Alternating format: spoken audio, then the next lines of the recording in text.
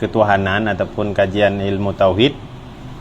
Yang pertama mengenai tentang pengertian ilmu tauhid, kemudian penamaan ilmu dengan ilmu tauhid, kemudian pencetus ilmu tauhid, kemudian objek pembahasan di dalam ilmu tauhid, dan manfaat mempelajari ilmu tauhid.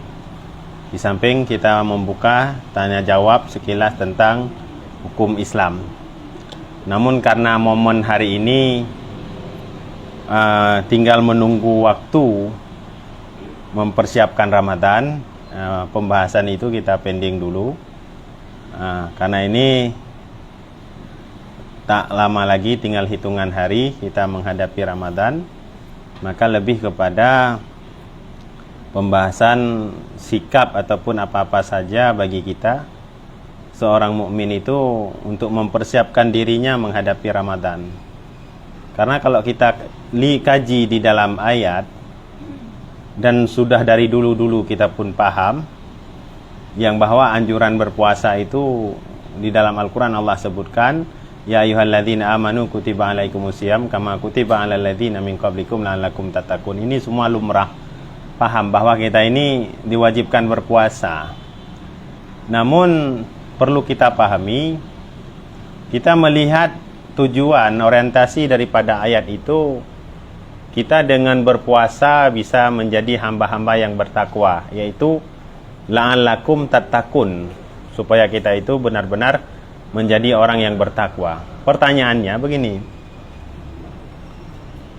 kalau memang dengan kita menahan lapar, kalau memang dengan menahan haus kita ini menjadi orang yang bertakwa, sungguh dalam dunia ini orang yang paling bertakwa adalah orang miskin. Jadi korelasinya itu di mana? Hubungannya itu di mana? Jadi kalau kita lihat sekilas, ya ayyuhalladzina amanu kutiba alaikumusiyam kama kutiba alal ladzina min qablikum la'allakum tattaqun. Orang-orang yang beriman itu diwajibkan berpuasa sebagaimana yang telah diwajibkan kepada orang-orang sebelum kamu, supaya kamu itu bertakwa. Nah, pertanyaannya, kok dengan nahan lapar, kok dengan nahan haus kita ini bisa bertakwa? Karena kalau dari segi satu sisi yang kita tinjau, artinya gara-gara nahan lapar, gara-gara nahan haus jadi takwa, secara otomatis yang paling bertakwa di dunia ini orang miskin. Kenapa orang miskin? Yang sering merasakan kelaparan, kehausan. Namun bukan di situ. Jadi korelasinya di mana? Inilah dengan Ramadan kita dididik. Ini mungkin agak ke konteks di dalam Ramadan nanti. Namun hari ini karena belum Ramadan, ada hal-hal yang harus kita persiapkan menjelang Ramadan. Karena Nabi 60 hari menjelang Ramadan beliau sudah mempersiapkan. Kalau kita ini berarti kalau jatuh nisfu Sya'ban malam Jumat, berarti hari ini 13 berarti tinggal 17 hari lagi kalau Sya'ban genap 30. Berarti kita sebagai umat Nabi 17 hari lagi apa yang sudah kita siapkan? Jadi bukan sekedar mengganti gorden. Nah, ini nanti akan kita bahas. Kita ini sering ketika datang Ramadan nggak siap mental. Maka kalau Rasulullah 60 hari menjelang Ramadan beliau sudah mempersiapkannya, ya bagi kita setidaknya 17 hari ini sudah bisa kita persiapkan hari. Karena sejauh mana kita mempersiapkan diri kita, maka sejauh itulah peluang besar untuk meraih kesuksesan di dalam bulan suci Ramadan. Maka masuk langsung ke to the point-nya. Apa yang pertama yang harus kita siapkan? Yang pertama, kita ini harus benar-benar mengenal Ramadan dengan harus siap mental. Kita ini harus benar-benar mengenal Ramadan. Kita jadikan Ramadan tahun yang akan datang ini, tahun yang akan kita ketemukan ini, harus berbeda dengan Ramadan di tahun yang lalu. Setidaknya dalam kapasitas kita berpuasa, dalam kapasitas ibadah kita, dalam jiwa kita, rohaniah kita, ini harus berbeda. Jadi bukan sekedar menahan lapar. Maka persiapan yang pertama kita ini harus benar-benar mengenal Ramadan. Apa mengenal Ramadan? Kalau kita kaji dalam konteks hadis, ini banyak. Di antaranya Rasulullah mengatakan, "Man shama Ramadana imana wahtisaban ghufira lahu ma taqaddama min zambi." Jadi, seandainya umatku tahu tentang kelebihan bulan suci Ramadan, sungguh mereka akan minta 11 bulannya lagi akan menjadi Ramadan. Ini kalau kita kaji secara umum relatif. Artinya, kalau mereka itu tahu keistimewaan Ramadan, sungguh 11 bulan lagi mereka akan minta Ramadan semuanya. Ya secara umum, bukan maksud daripada hadis. Kalau kita tanyakan kepada pedagang-pedagang, ada kala es, mie caluk dan lain sebagainya, bala-bala, mungkin mereka lebih kepengennya Ramadan selalu. Dengan durasi waktu jualan dari jam 4 kita katakan, setengah 4 sampai jam 6 sore, mereka bisa meraih keuntungan bahkan laku sama seperti jualan di hari biasa dari jam 10 pagi. Jadi rasanya kepengen Ramadan terus. Nah, apalagi terik cuaca kemarau bagi pedagang-pedagang es ini sangat mereka gemar, lebih suka. Kenapa nggak nambah lagi cepat kali Idul Fitrinya? Nah, ini secara kajian umum. Namun yang dimaksudkan oleh Rasulullah bukan semata-mata itu saja. Ada kala keistimewaan dalam bulan suci Ramadan. Sehingga di awal tadi saya katakan kita ini banyak nggak siap mental ketika masuknya bulan suci Ramadan. Karena kalau kita siap mental, otomatis nilai grade-nya, nilai kapasitas, prioritas ibadah kita itu di akhir, bukan di awal. Sebenarnya kalau paham kita ini nggak akan terjadi macet di antara kerumunan orang mencari Lailatul Qadar, tapi malah mencari Lailatul Bakar ataupun Lailatul Atos ya, penuh. Nah, penuh ini. Karena bagaimana ketentuan ibadah kita itu di akhir. Sehingga banyak ini sebagai motivasi hari ini.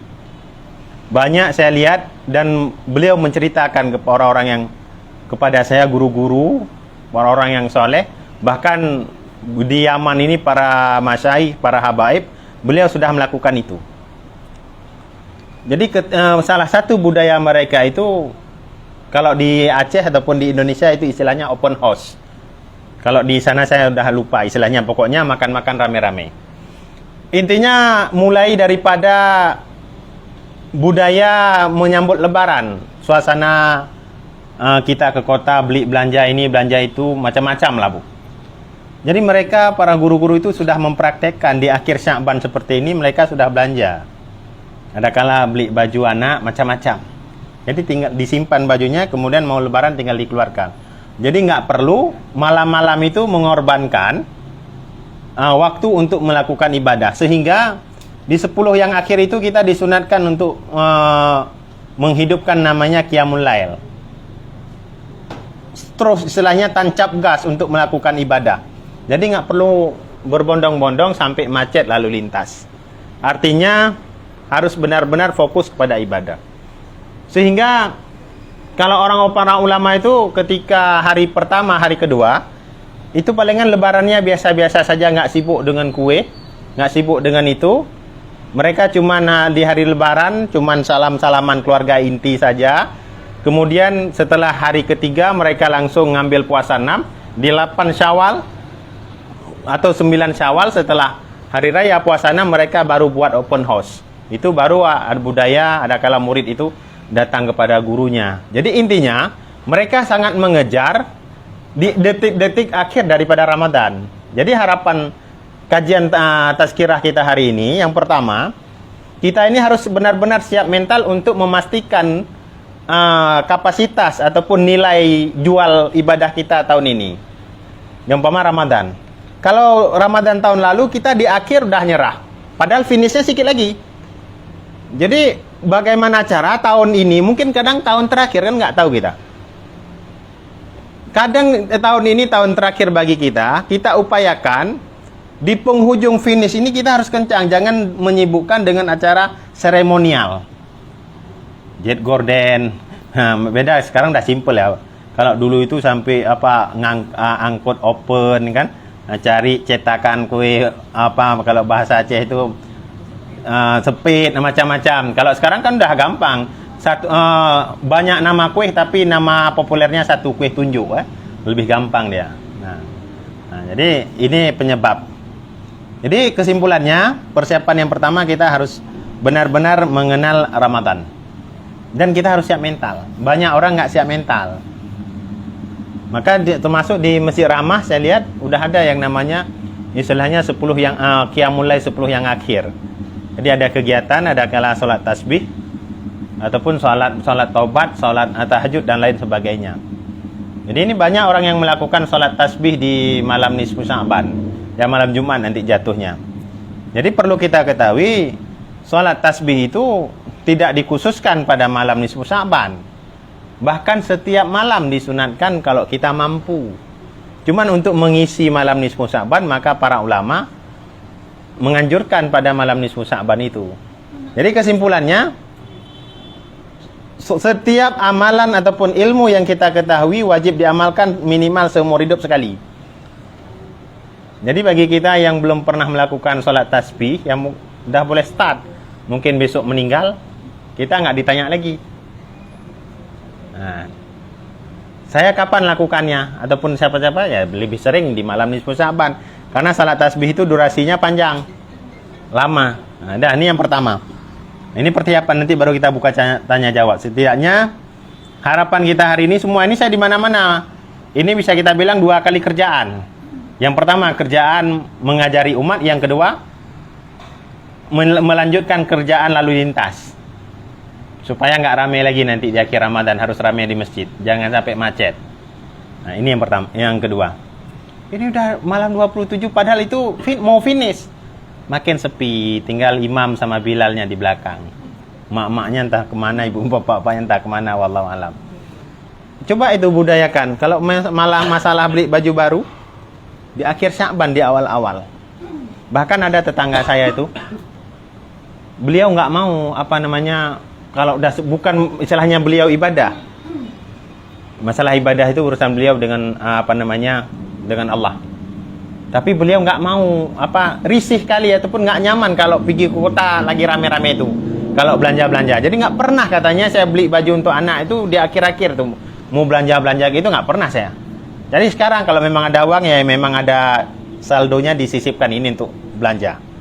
Jadi ya beliau, ya mungkin kalau dia beribadah mungkin alhamdulillah. Tapi yang mungkin sikap beliau itu nggak nyaman untuk menerobos di mall-mall ataupun di tempat-tempat perbelanjaan di akhir-akhir ini. Ini menjadi renungan bagi kita. Tujuan saya akan sampaikan ini supaya puasa ini kita harus beda dengan puasa yang lalu. Kemudian yang kedua, apa yang harus kita persiapkan? Memperbaiki hubungan dengan Allah.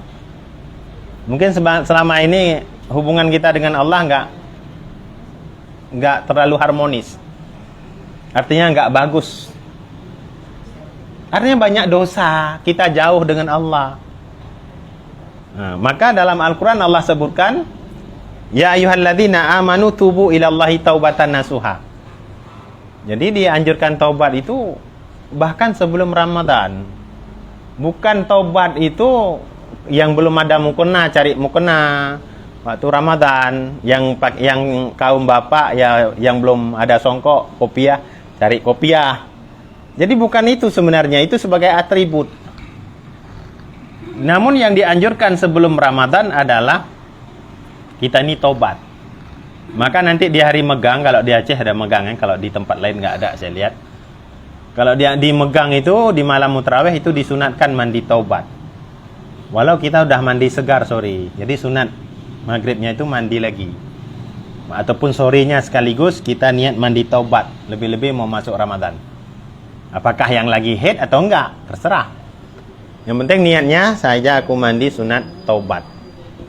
Karena betul-betul kita ingin taubat. Maka ini yang kedua. Kita banyak salah, hubungan kita dengan Allah hari ini nggak beres. Maka menjelang Ramadan, upayakan hubungan dengan Allah itu harus beres. Caranya dengan taubat. Nggih ya, paham ya? Ini yang kedua. Kemudian yang ketiga, Apa yang harus kita persiapkan menjelang Ramadan? Memperbaiki hubungan dengan manusia. Kalau bahasa kitabnya, bahasa agamanya istihlal, minta maaf. Jadi secara konteks teorinya, kita melakukan minta maaf ini bukan di hari raya. Itu hanya semata seremoni.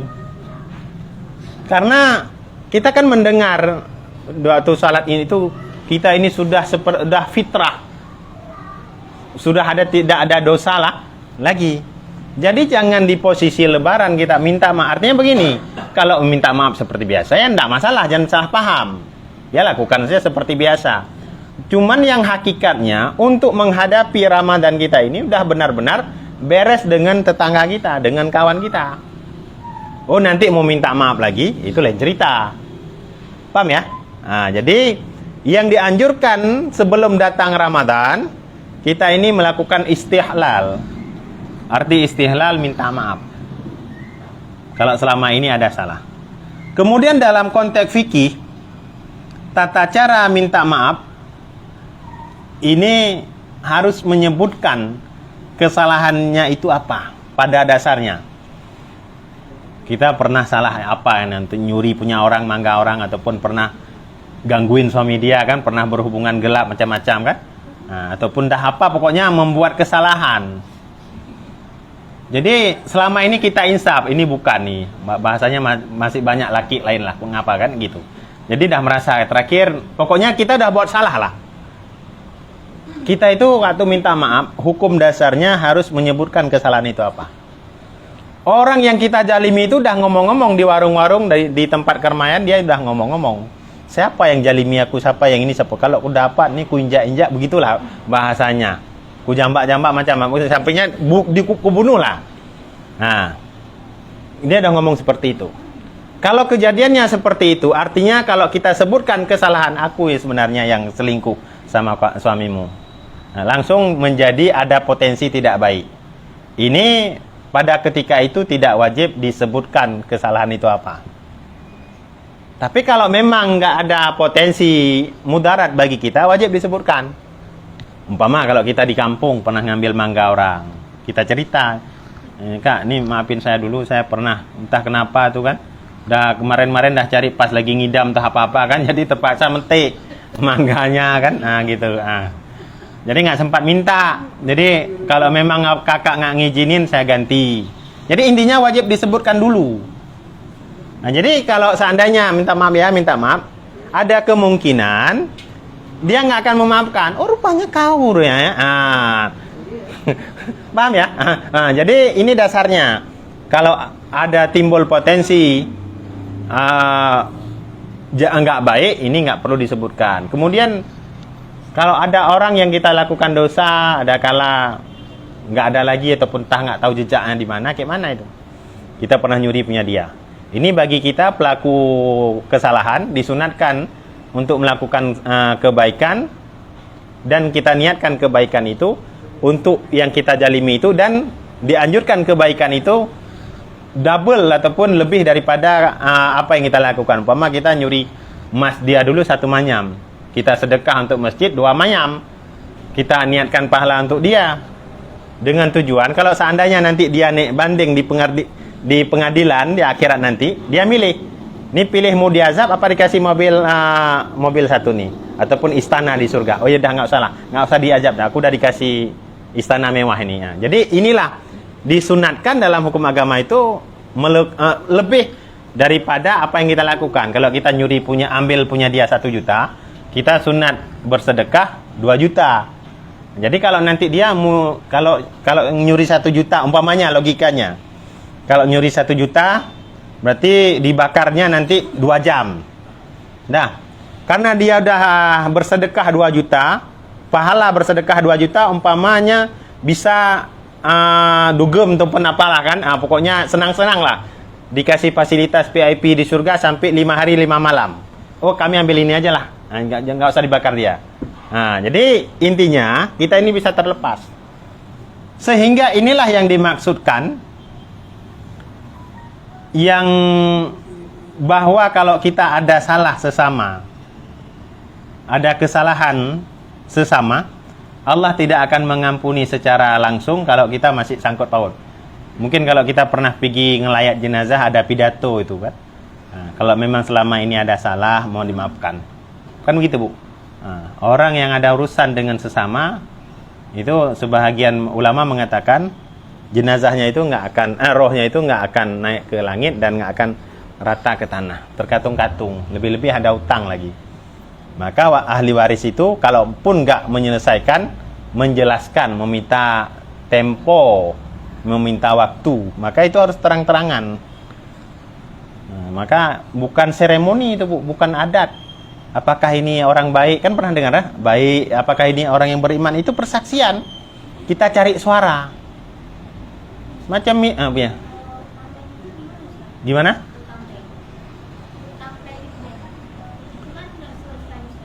Itu ada dia ini kalau utang bank itu ada aturan mainnya.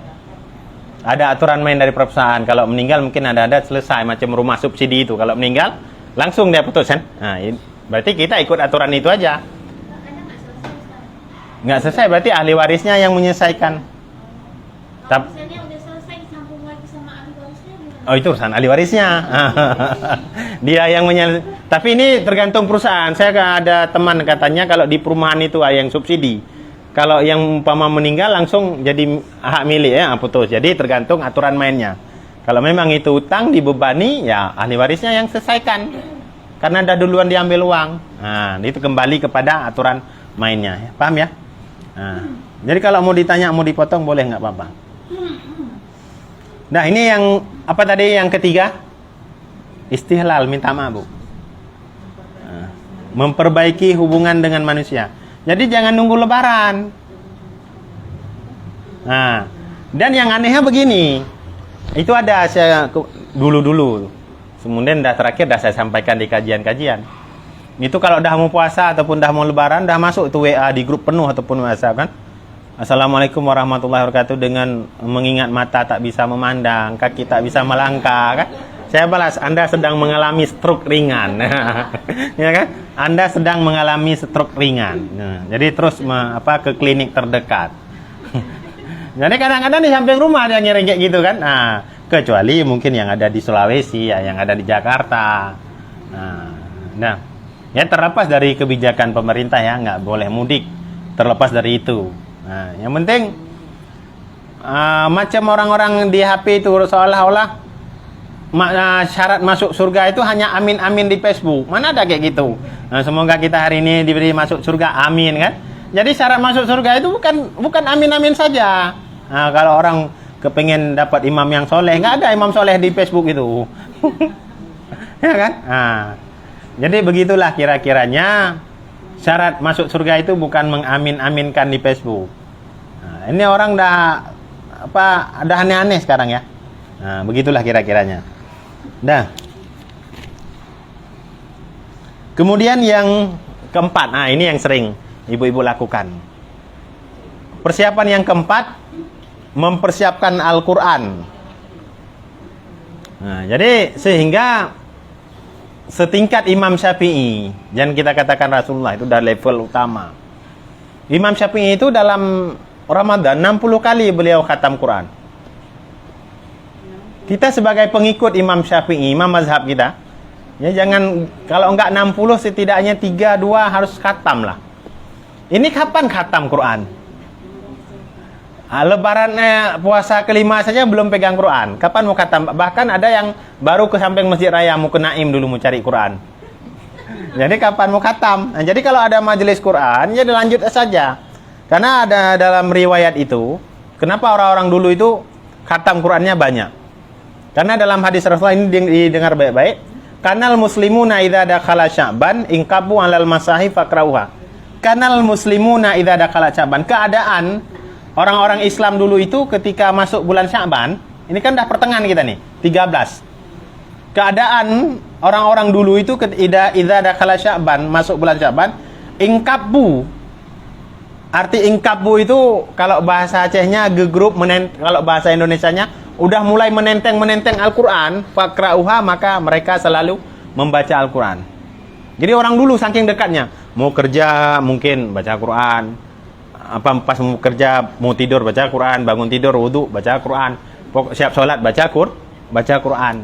Jadi ada yang nanya, Ustaz, kalau katanya orang dulu itu cukup dekat dengan Quran, bahkan mereka khatam Qurannya luar biasa.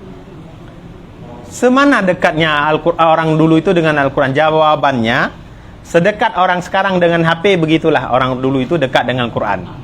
Melek mata apa dipegang, Bu? HP. Nah, mau siap mandi HP juga, mau masak HP juga, mau berbuka HP juga. Maka kan itu kalau mau puasa itu pasti beredar, Bu. Beredar gambar-gambar itu kalau orang Arab mau buka puasa doa dulu. Orang Palestina berdoa dulu. Kena orang Indonesia mau buka puasa difoto dulu. Kayak yang ibu-ibu kadang-kadang buat masak gitu kan, macam cerita kita tempo hari, foto kan dulu kan, tanda ada masak hari ini, walaupun baru dituang dari plastik di catering di pinggir jalan. Paham ya? Ini namanya mempersiapkan Al-Quran untuk membaca. Jadi bagus kalau lebih-lebih majelis seperti ini ya, terus dijaga keharmonisannya, kekompakannya untuk majelis khatam Quran. Karena kalau kita sendiri nggak sanggup. Tapi perlu kita ketahui, Bu, hafalan Quran, membaca Quran, ini tidak ada sangkut pautnya dengan ilmu. Ini dua jalur yang berbeda. Paham maksud saya? Enggak. Jadi kalau hari ini antara menghafal Quran, mentahsinkan Al-Quran, ini dua jalur yang berbeda. Artinya tidak ketemu dengan ilmu. Ini dalam bentuk amalan. Amal kita ditulis, berarti kamu ini beramal. Tapi kita nggak akan mendapatkan ilmu tanpa mengaji seperti ini. Contoh umpamanya, kita dari pagi sampai sore ngapal juz 30 ataupun apa, mulai daripada amma yatasaalun macam-macam kan. Dapat nggak kira-kira ilmu cara beramal, cara bermuamalah? Karena konteks agama itu 4. Yang pertama muamalah, ubudiyah, tata cara ibadah mulai dari bersuci. Kemudian termasuk muamalah, munakahat dan jinayat. Termasuk masalah puasa saja nggak disebutkan itu. Kalau puasa kita diimpus bagaimana? Kemudian yang memberikan nama sholat duhur itu siapa? Tata cara sholat duhur bagaimana? Termasuk yang paling kejadian itu tata cara sujud. Nggak akan ketemu dalam Al-Quran kalau kita nggak ngaji. Termasuk ini yang nggak boleh dilapik, Bu. Ini udah saya jelaskan tempo hari.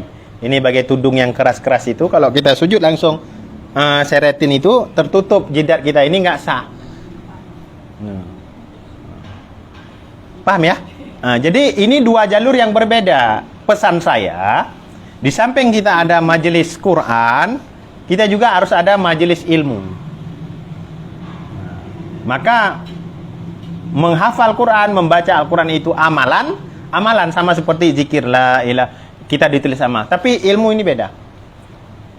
Nabi mengatakan tarku ta'allum kabirah, meninggalkan mencari ilmu itu dosa besar.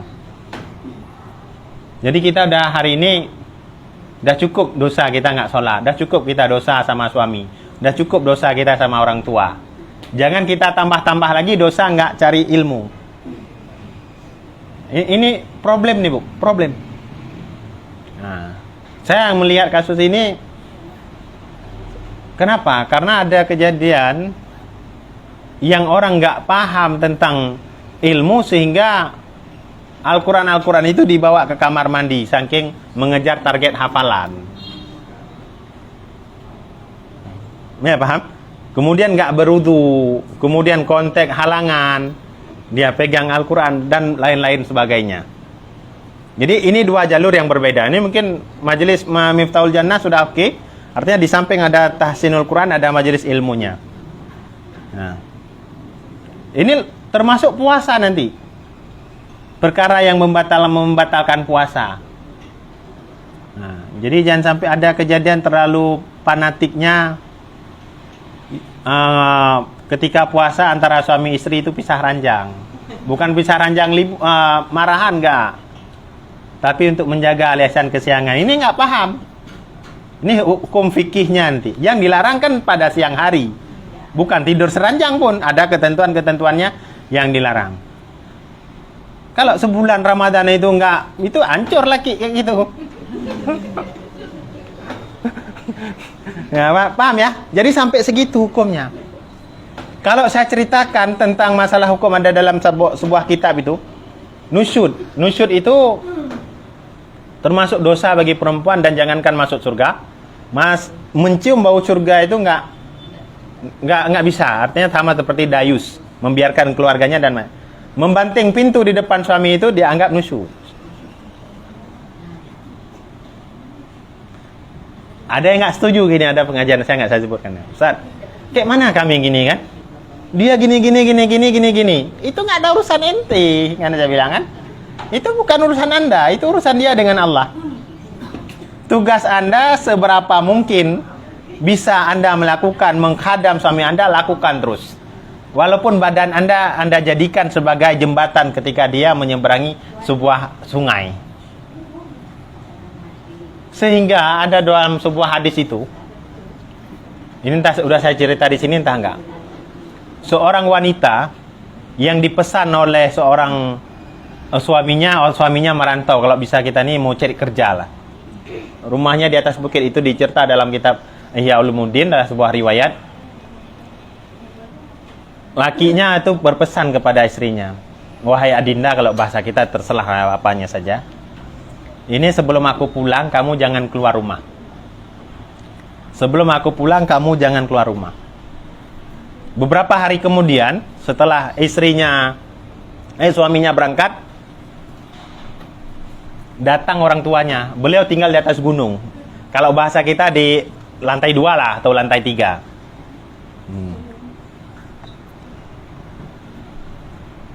Jadi datang orang tuanya, artinya mertua si laki, si suaminya. Kemudian dia melihat ayahnya di bawah. Dia tinggal di lantai 2 lah, karena diceritakan dalam hadis itu di pegunungan di atas tempatnya ada. Kemudian dia karena suaminya berpesan, jangan keluar rumah sebelum aku pulang. Dia mengingat suaminya melarang. Kemudian dia tulis surat kepada Rasulullah, mengirim melalui utusan. Jangan ditanya pakai JNE apa JNT Ustaz kirimnya kan, jangan kayak gitu, jangan sampai ke situ lah kan. Suamiku berpesan sebelum dia pulang aku dilarang untuk keluar rumah. Jadi bagaimana ya Rasulullah, sedangkan aku ingin menemui ayahku di bawah, ingin menemui ayahku yang sedang di bawah. Rasulullah menjawab, patuh kepada suamimu. Artinya Rasulullah tidak mengizinkan dia turun ke bawah. Nah, 3 hari kemudian lagi, ayahnya nggak pulang karena dah tua, duduk, kalau bahasa kita, duduk di emperan toko tuh. Ataupun di kehujanan di batu. Turun hujan cukup lebat. 3 hari kemudian. Kemudian perempuan itu juga mengirim surat kembali kepada Rasulullah. Ya Rasulullah, suamiku berpesan seperti ini, aku nggak boleh keluar kalau dia belum pulang. Tapi apakah aku boleh ingin memberikan payung ataupun baju jaket lah kalau bahasa kita, untuk ayahku yang ada di bawah sudah kehujanan. Rasulullah menjawab, taat kepada suamimu. Kedua kali Rasulullah tidak memberikan izin, bahkan taat kepada suamimu. Kemudian kali yang ketiga, sudah seminggu kemudian, rupanya ayahnya meninggal di situ karena kehujanan. Meninggal. Perempuan itu mengirim lagi surat kepada Rasulullah. Ya Rasulullah, izinkan aku turun ke bawah ingin membereskan fardu kifayah orang tuaku. Rasulullah menjawab, taat kepada suamimu. Sehingga terakhirnya, ayahnya dalam surga, perempuan itu juga dalam surga. Ini kelebihan, Bu. Masalah dia itu, suami kita nggak seperti yang kita inginkan. Ya kalau macam seperti yang kita inginkan, mungkin dia itu nggak milih kita dulu. Macam cerita kemarin, ya kan? Kalau kita seperti Rasulullah, kamu ada seperti Aisyah? Nggak ada. Lebih hancur lagi kadang-kadang kan. Jadi jangan terlalu menuntut. Hancur. Paham ya tentang tadi ya? Ya mungkin begini. Ya boleh saja jadi yang sebenarnya tadi bukan terlalu membebani si perempuan tadi, mungkin bisa saja ketika itu, dan mungkin nggak ada WA ketika itu, suaminya nggak tahu bahwa mertuanya datang, tetap hukumnya nggak akan berubah.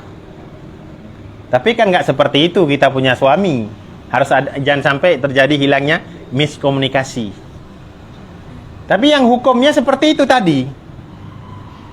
Hukumnya seperti itu tadi. Tetap masuk surga, orang tuanya masuk surga juga, dia ketika meninggal juga dimasukkan surga.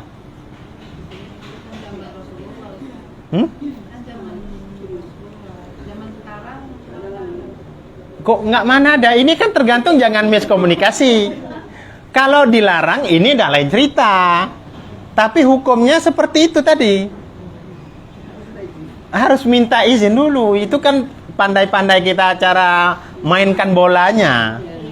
Yang hukumnya nggak akan berubah.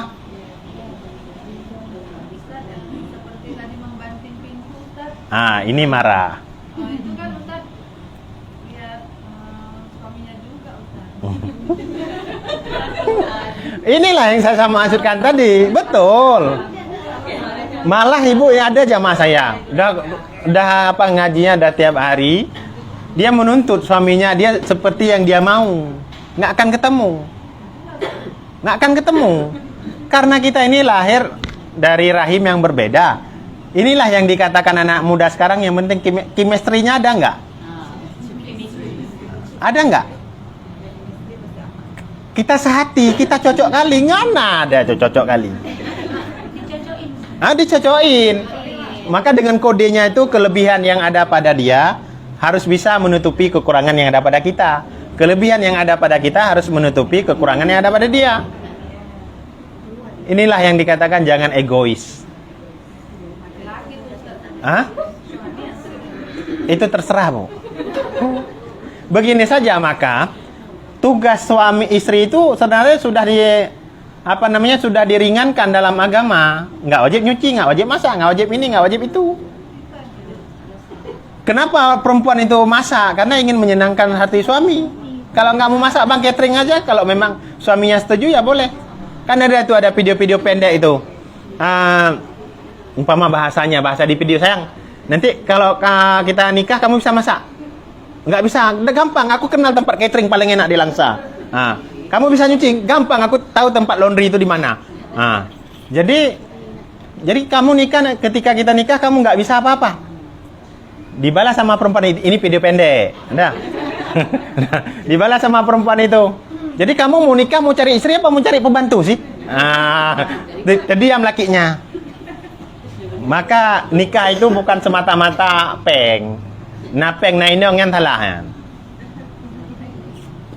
Napeng nainong yang talahan. Artinya ilmu yang harus ada. Saya beberapa hari ini ke mahkamah syariah, ada beberapa kali ke mahkamah syariah. Mendampingi orang atau jamaah yang pokoknya lagi di Ukraina pun perang, dia pun perang kan. Begitu. Jadi intinya begini. Di KUA itu hari Jumat, Pak KUA itu sampai 7 pasangan, nggak sempat makan Pak KUA itu kalau nih hari Jumat. Itu orang tua, Pak makan dulu Pak, nggak bisa, saya udah ditunggu di Masjid Baitur Rahim, di Masjid Agung nikah, sampai 7 orang, rame. Coba ke mahkamah tuh TM Barum, sampai 27 pasang, sampai kompor gas itu punya saya Pak Hakim, saya nggak mau dibawa. Artinya ribut, cerai, sampai 27 orang. Kalau nikah hari Jumat 7 orang, kirain banyak kali. Kalau orang yang nggak ke mahkamah, banyak yang gugat. Kenapa ini terjadi? Nilai keilmuan ini sangat sedikit. Udah pikir ganteng, dah beres. Dah pikir gaji 3 juta 1 bulan, dah beres. Rupanya siap nikah dah digantung. Makan nanti selalu enak. Nggak enak. Maka inilah yang dikatakan oleh Syekh Ibnu Athaillah. Kamu itu nggak akan senang kalau terus menuruti hawa nafsu kamu. Kamu itu akan tenang apabila terus berjuang untuk membunuh hawa nafsu itu. Maka ketika kita memilih calon, hati kita dah yakin, pikiran kita dah yakin, itu belum tentu baik sama Allah. Jadi maka disunatkan istikharah dengan ketentuan. sampai 7 malam, Bu. Jadi maka dalam sunat salat istikharah itu kalau ibu mau doanya boleh itu di Majmu' Syarif ke samping Masjid Raya, ke Naim, ke Montana itu ada. Itu salah satunya disebut begini. Ya Allah ya Tuhanku, kalau yang A itu baik untukku dan baik pada agamaku dan baik padamu, dekatkan ya Allah. Tapi kalau seandainya nggak baik padamu, nggak baik pada agamaku, jauhkan ya Allah. Jadi kita jangan berpikir ketika mengambil suatu kebijakan sesuatu itu baik pada kita.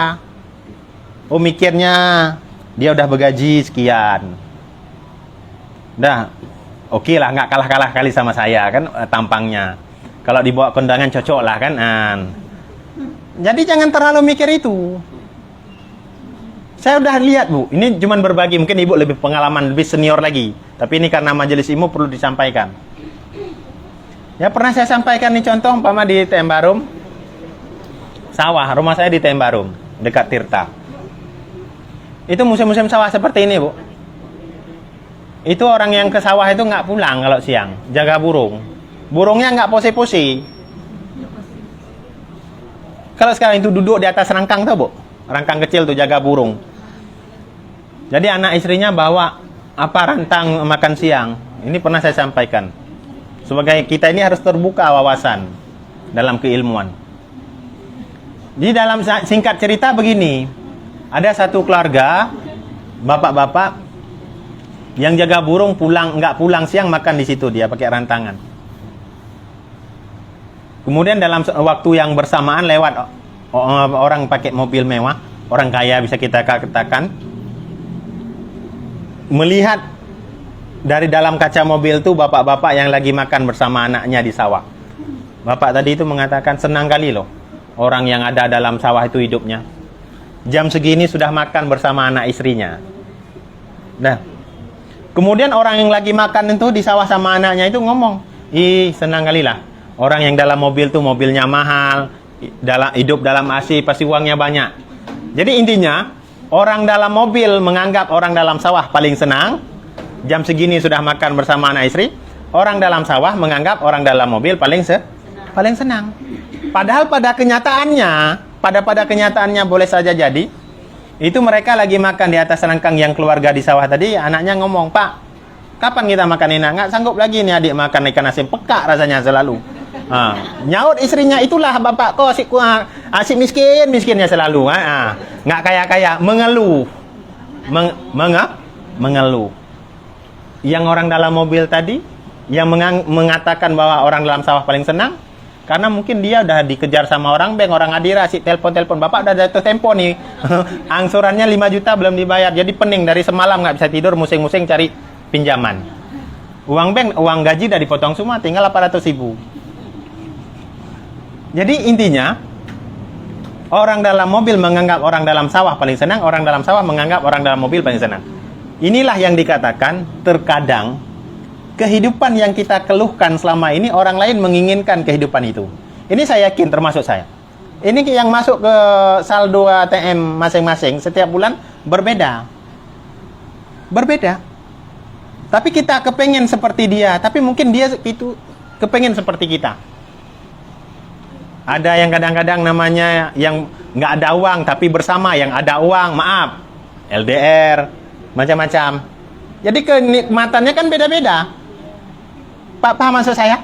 Jadi nikmati aja, enjoy aja hidup ini, nggak perlu susah. Selama kita nggak maksiat, selesai. Nah, kalau kita yang prinsip, kalau yang bapak-bapak umpamanya, istrinya masih mau ketika pulang masih sholat, mau menghadap ke kiblat, kemudian ketika diajak puasa mau, udah beres. Artinya siap miskin nggak ketika nggak makan, ketika nggak punya uang. Siap makan, nggak makan ketika nggak punya uang. Ya semua mampu kalau diajak naik mobil, diajak hidup kaya, semua orang mau. Diajak hidup miskin mau? Mana ada, macam film di Indonesia terus. Ketika kaya kan, ku menangis kan itu kan.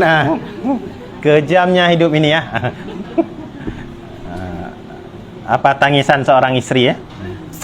Ketika kaya. Udah, paham ya? Kembali kepada laptop tadi. Apa yang keempat, Bu? Mempersiapkan Al-Quran. Itu jangan disiap-siapkan aja. Baca. Sekarang gampang mau tadarus lo, tinggal download aplikasi kok. Baca Quran. Cuman hati-hati kalau ada aplikasi Al-Quran di dalam HP, jangan ibu buka aplikasi itu ketika halangan. HP itu boleh pegang. Artinya ketika layar itu terbuka, ini dianggap juga mushaf. Paham? Udah dibuka aplikasinya. Quran kan macam model tuh. Kalau ibu lagi halangan, jangan ditekan aplikasi itu. Mau lihat tafsirnya ya? Hah? Mau lihat tafsirnya? Nggak perlu lihat. Dah pray kok minta-minta lihat lagi kan? Dah pray. Macam kemarin itu, kalau dulu kita sekolah, anak pengakuan santri saya tuh. Kalau dulu kepengen cari tanggal merah, kemarin pas corona tanggal merah semua pray. Dah bosan orang nih. Bosannya yang ada dua alasan rupanya. Yang pertama nggak ketemu kawan, yang kedua nggak dapat jajan pagi. Iya Bu ya. Jadi artinya udah dikasih pray, nggak usah tanya-tanya lagi tuh. Pray aja. Kalau memang halangan memang Nggak boleh. Walaupun Al-Qur'annya ada tafsir. Kalau halangan, Iya, halangan. yang boleh bagi orang yang nggak berudu. Kadang ada WhatsApp-nya. Apa Bu? Mana aku? Enggak tuh. Nah, Enggak bukan ngaji bismillah. nggak boleh ngaji, nggak boleh ngaji. Nggak boleh ngaji. Maka itu kalau ngaji itu harus khatam. Jangan begini, ini kejadian. Saya lagi ngomong ini, kalau bahasa kerennya sekarang, ini ada video nih. Jadi dipotong videonya. Saya mau bilang A, dipotongnya B. Nah, ada anak-anak kadang-kadang ataupun santri jamaah, saya lagi ngejelasin A, rupanya dia lagi nerima telepon ataupun Pak Ustadz ke kamar mandi bentar ya. Nah, begitu balik dah lain pembahasannya. Kita ngomong A, dia nyautnya nanti B. Ini yang dimaksud kalau ngaji itu harus khatam ya. Harus betul-betul paham. Jadi nggak ada ya harga mati itu. Harga mati itu.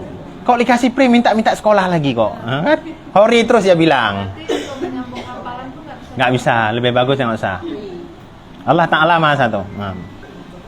Paham ya? Jangan dicari-cari ilah pendapat. Nah, ini kita katakan yang pasti-pasti saja.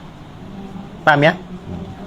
Kalau lagi ngebimbing anak untuk jalanin ini, kalau sebagai kalau ustazah ngajar ngaji dia lagi ini gimana? Ajarin yang lain-lain saja para kebijakan ulama ketika itu. Memang Harga mati itu.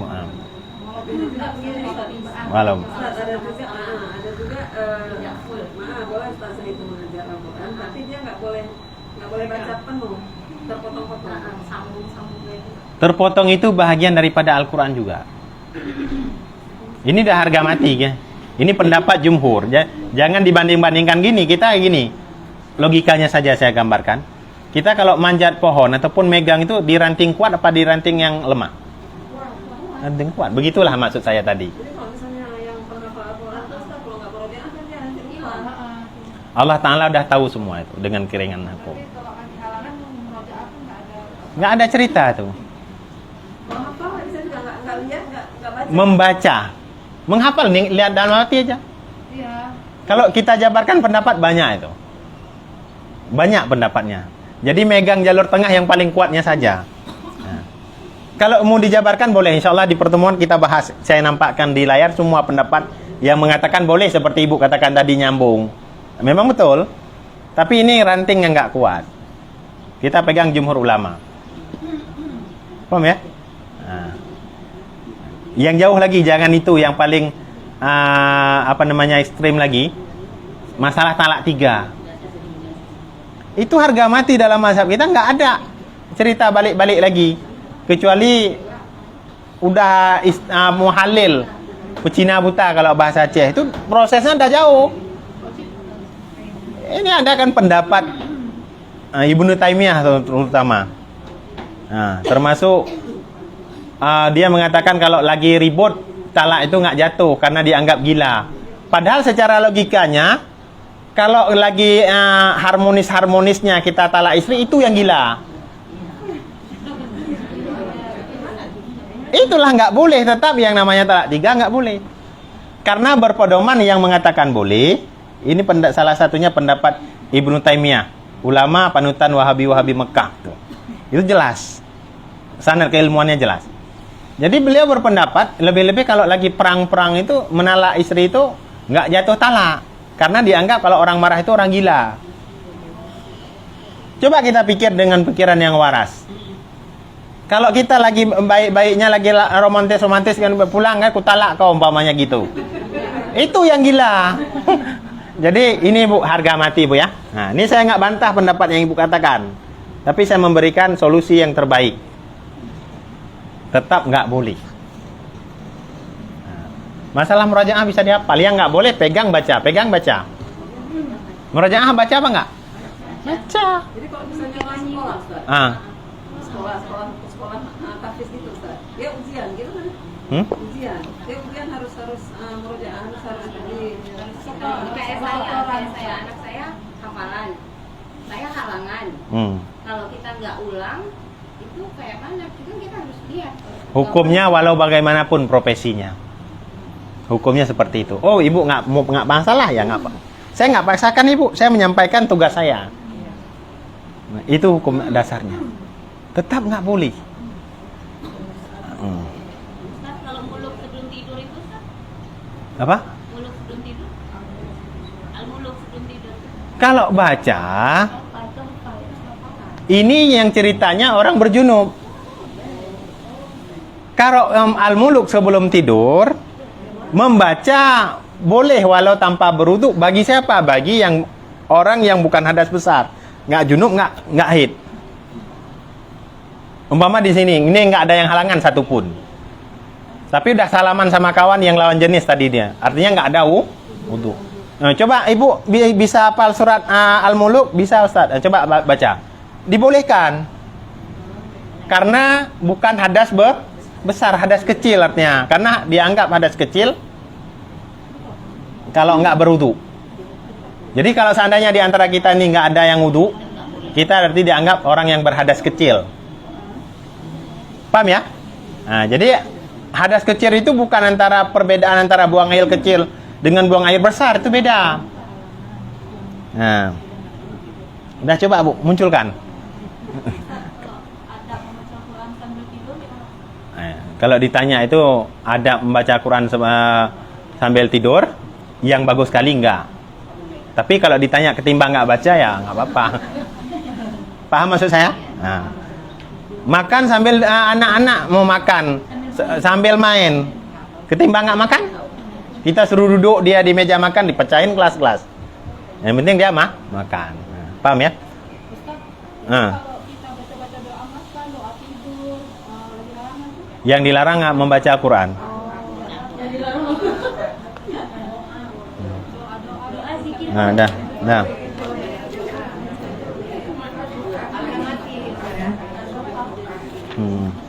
Ini bukan saya yang ngomong, dah, nggak apa-apa.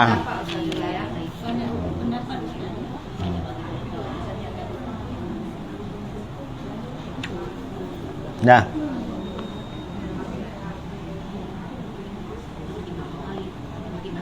Dah satu, ini kita baca nih. Ada pertanyaan. Yang pertama dalam surat Al-Waqiah. Tidak boleh memegang Al-Quran kecuali orang suci dan orang junub atau haid tidak boleh membaca Al-Quran. Yang pertama dalam surah Al-Waqiah, la yamassuhu ilal mutahharun. Jangan kau sentuh Al-Quran itu kecuali orang-orang yang suci. Kemudian di dalam hadis, wa alla yamassul qur'ana illa tahirun. Tidak boleh memegang Al-Quran kecuali suci. Satu, junub. Nah, ini sangat jelas. Kemudian di dalam surah An-Nisa ayat 43, la taqrabus salata wa antum sukara hatta ta'lamuna ma taquluna wala junuban illa abirina sabili hatta taqtasilun. An-Nisa 43. Hai orang-orang yang beriman, janganlah kamu salat sedang kamu dalam keadaan mabuk, sehingga kamu mengerti apa yang kamu ucapkan. Jangan pula hampiri masjid sedang kamu dalam keadaan junub, kecuali sekedar berlalu saja hingga kamu mandi. Nah, ini bagi wanita yang pakai pembalut. Karena hukum dasar masuk dalam masjid bagi perempuan yang berhaid bukan dari segi dia berhaid. Tapi dari segi takut mengotori masjid, ini tempo hari dah saya sampaikan. Oh, Ustaz dah pakai pembalut, dah di zaman iklan tuh artisnya, oh artis top semua dah di endorse pembalut itu, anti bocor, anti kerut. Nah, semua. Jadi dah nggak akan kotor masjid. Ini hanya dibolehkan berlalu saja, masuk kanan keluar kiri, tapi nggak boleh berdiam menetap. Karena dengan memakai pembalut kita bukan menghilangkan najis, tapi cuma menampung najis. Paham? Tetap tidak boleh. Ini jelas. Dah. Hingga kamu mandi. Yang dimaksud dengan sholat adalah tempat sholat, sebab menghampiri tidak ada dalam sholat, dan lebih utama lagi larangan bagi orang junub untuk sholat. Dah. Ini 2 ayat 2 hadis saja ini sudah cukup kepastian hukumnya. Jadi tidak disebutkan dia hafalan. Ini itu udah dikasih pre kok minta-minta lagi. Nah, dah. Hah? Boleh, nggak masalah. Walaupun sia-sia, ya lah kita lakukan pekerjaan yang baik, nggak apa-apa. Ya kita katakan sia-sia habis air, ya mungkin dengan kita berwudu itu nggak akan terbolehkan kita megang Quran. Artinya kita kalau menebang pohon kecil, pohon besar itu nggak akan tumbang. Paham? Paham maksud saya tadi? Nah, jadi tetap yang mau lakukan ya nggak masalah. Ya, tapi ya sia-sia saja, nggak terangkat. Nah. Ustaz, masalah puasa. Kita ini kan puasa nih, Ustaz. Kita kan lagi puasa nih. Kita menyicip itu, kata ada sebagian Ustaz bilang boleh cuma mencium lidah gitu. Itu gimana Ustaz? Yakin kalau nggak terasa ke dalam? Nah, ini sama juga. Ada pendapat. Kalau kita ini sebagai alat perasa, boleh. Tapi jangan kita masukkan. Cuman taruh aja maksudnya. Tapi saya nggak berani kayak gitu. Tetap ada potensinya. Oh, mangat. Macam orang zina tuh. Wala takrabu zina. Jangan dekat-dekat kepada zina. Ada potensi ke situ. Begitu juga. Kita nggak bisa membayangkan itu. Memang nggak kita pungkiri, betul Bu. Kalau memang yakin taruh di sini, boleh, silakan. Ada yang bilang gitu ya kan? Ya makruh jelas lah Bu. Udah pasti. Karena dari mana itu dia tahu asin-asinnya kemana sama. Inilah alat perasa yang dilarang memasukkan sesuatu ke dalam rongga. Maka suntik itu nggak apa-apa dalam puasa. Kita kadang-kadang mau suntik vitamin atau flek, sekarang banyak kan, biar putih kan, kan suntik terus nggak apa-apa. Itu yang di endos cekbul tuh banyak kata. Nah kan, nggak, kebetulan di IG saya masuk juga. Terlihat. Sama artis Korea aja masuk kalau di IG itu kan. Dah. Jadi tinggal kita gini aja, masukkan yang baik saja. Nah, jadi kan macam ini. Ini kan menyambung ruang aula ini sebenarnya. Salah satunya. Menyambung ruang aula ini karena terlalu kecil dan terlalu sedikit orang yang kemari. Jadi kita buat aulanya besar, yang penting cara ini. Paham? Banyak orang yang menonton. Paham ya? Sampai mana tadi? Jadi mau disuntik boleh. Karena nanti hukum, maka ini perlu ngaji. Perkara-perkara yang dapat membatalkan puasa adalah memasukkan sesuatu ke dalam rongga. Disuntik, impus itu kidung apa di sini? Tangan ini rongga terbuka apa enggak? Bukan, ya enggak masalah. Yang jangan suntik itu ke lubang dubur ataupun ke dalam hidung, dimasukkan obat. Itu yang batal. Maka bermandi lama-lama itu dimakruhkan, lebih-lebih sore. Karena ada potensi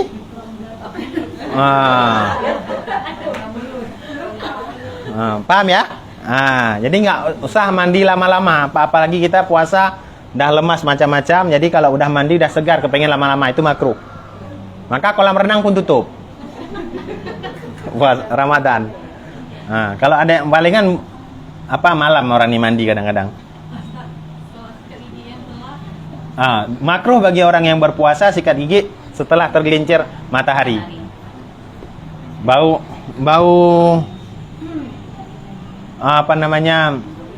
orang yang berbuka bau mulut orang yang berpuasa itu bagus. Kita jaga juga lah, jangan sahurnya pakai jengkol kan.